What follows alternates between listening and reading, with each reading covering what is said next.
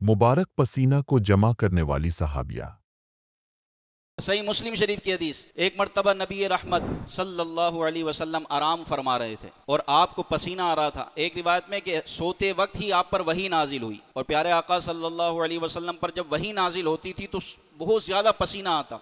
حضرت ام سلیم، یہ حضرت انس کی والدہ ہیں، اکثر حضور علیہ السلام ان کے گھر پر تشریف لے جاتے اور وہیں آرام فرماتے۔ حضرت ام سلیم کہتی ہیں وہ مبارک پسینہ میں ایک شیشی میں جمع کرنے لگی، ایک شیشی میں بھرنے لگی۔ کوئی کتنا ہی بڑا محبوب ہو، اس کے پسینے کو جمع نہیں کیا جاتا۔ کوئی کتنا ہی محبوب ہو جس سے آپ محبت کریں، پسینے کو کون جمع کرتا ہے؟ یہ تو رب کے محبوب ہیں۔ ایسی حدیثوں کو بھی بیان کرو، مقام رسالت کو بیان کرو۔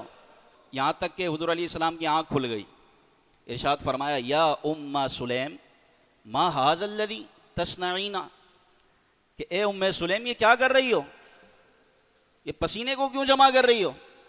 اب یہ پسینہ جمع کرنا کیا اللہ نے حکم دیا تھا میرے محبوب کا پسینہ ہے تو جمع کر لینا؟ اللہ نے حکم دیا تھا؟ لوگ بولتے ہیں نا کیا صحابہ نے دیا، اللہ کے نبی نے حکم دیا تھا؟ اللہ کے نبی نے حکم دیا تھا ان کو کہ جب میرے پسینہ نکلے تو جمع کر لینا؟ وہ یہ محبت تھی، محبت میں دلیلیں نہیں مانگی جاتی۔ جمع کرنے لگی پسینے کو بوتل میں، نہ اللہ نے حکم دیا نہ نبی نے حکم دیا۔ عرض کیا ھذا عرقک نجعلہ فی طیبنا وَهُوَ مِنْ أَطْيَبِ الطِّيبِ، عرض کی یا رسول اللہ صلی اللہ علیہ وسلم آپ کا یہ مبارک پسینہ ہے، ہم اس کو اپنی خوشبوؤں میں ملائیں گے، اس لیے کہ یہ مبارک پسینہ ہماری خوشبوؤں میں سب سے بہترین خوشبو ہے۔ یہ مبارک پسینہ وَهُوَ أَطْيَبُ مِنَ الطِّيبِ، ساری خوشبوؤں میں بہترین خوشبو ہے۔ کیا کمال تھا صحابہ کرام کا، کیا ادب تھا۔